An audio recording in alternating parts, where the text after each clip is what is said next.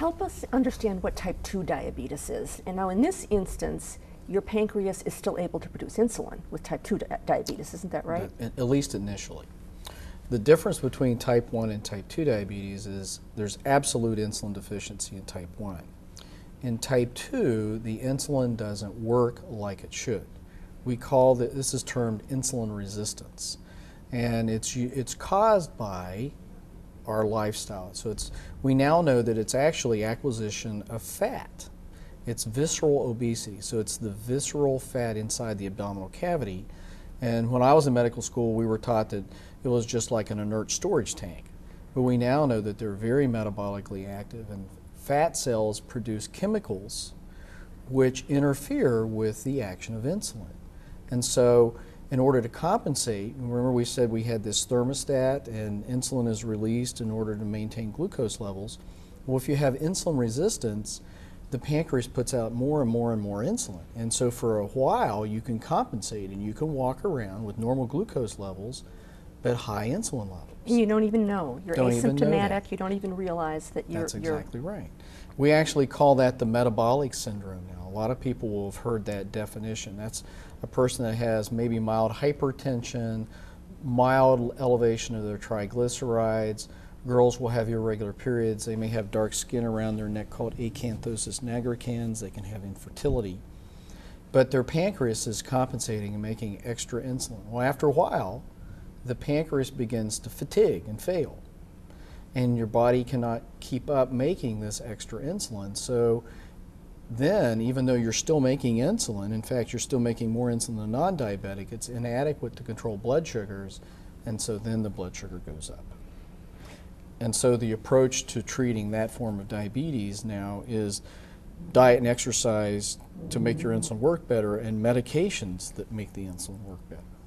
Both Aaron and Carl alluded to the fact that for young adults in particular, this is a terrible disease for anyone, but for young adults in particular, it's very hard because young adults count on socializing through food and often skip meals, and they're very busy and they're in college and you eat on the fly. And diabetics really can't do that. So this is not just a physical disease, but this is a disease that also has to address all kinds of social issues for everyone, but especially for young people, I would imagine. So untreated diabetes has very serious ramifications from list some of those.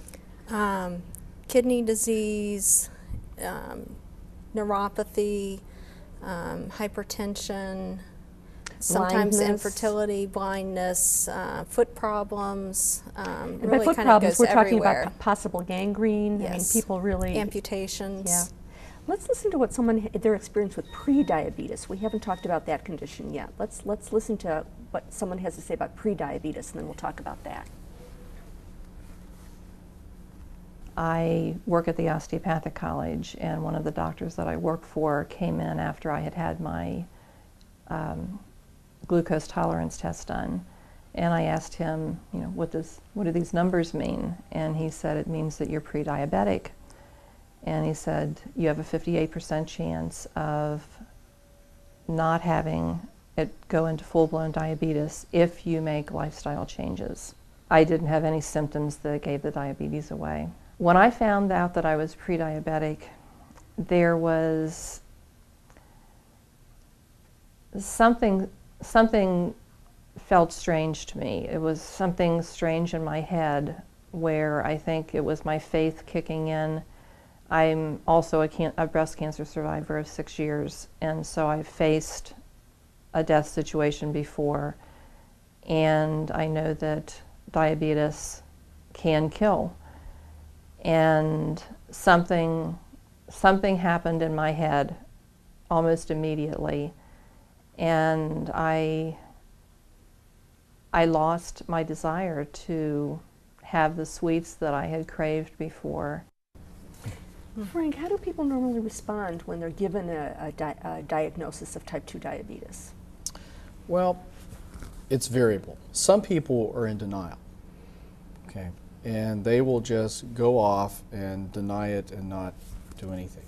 But the majority of the people, especially with prediabetes, if you can go on the positives and say, if we change lifestyle and we do some intervention now, we can virtually reduce your risk of developing this. We've caught it early. you're lucky, let's prevent it, then most of the time it's very similar to Marty's experience, and that can be very gratifying. But you know, unfortunately, you also have that group that don't want to face any type of chronic disease management, and unfortunately, we won't see them for another 10 years, and we may see them only after they've developed a complication like you were talking about. Karen, why do we see so many children these days with type 2 diabetes? When I was growing up, it was always called, type 2 diabetes was called adult onset diabetes, right. And the assumption was you never see it in children. Suddenly, it's being called epidemic in children, just as obesity is being called epidemic in children. Do we know why this is happening among that, what used to be an unusual population for this disease? Well, a lot of people will attribute it to the obesity epidemic, and with the rise in that, the rise in diabetes.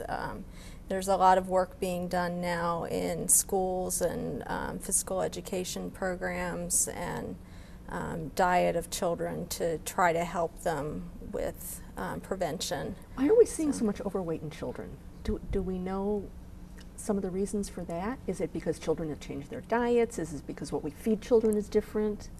Well, it depends on who you talk to, but I think that diet, including soda consumption and a fair amount of sedentary activities, using computers a lot, watching TV, not as much activity outside, and not as much activity just built into our days. We drive everywhere. So, and the children are driven everywhere. And with all the cutbacks in schools, some of the first programs to go is usually things like physical education. So children are much more sedentary than they used to be. Right. And I heard recently that some of the schools that are trying to re-implement physical activity programs just as part of the day, they have no place in the school to put it, because the school was built since those programs were taken out, and so they have nowhere to actually have recess or have activity for the children. I mean, no wonder they have trouble paying attention all day. That's extraordinary. I hadn't even thought about the physical plant. Frank, school lunches, if you want to comment on that briefly, have those changed in recent years? Are you trying to work with local schools to not have a lot of sodas and sweets? And yes, they have changed. I mean, they've always been bad, right? I remember when I was in school, I thought it was bad too, but it was probably a little more nutritious than what it is now. And what schools tried to do was to compete with the fast food chains and have food that the children would eat. And so if you look at the menus, it's pizza, it's hamburgers, it's, you know, I used to have to eat spinach, you know.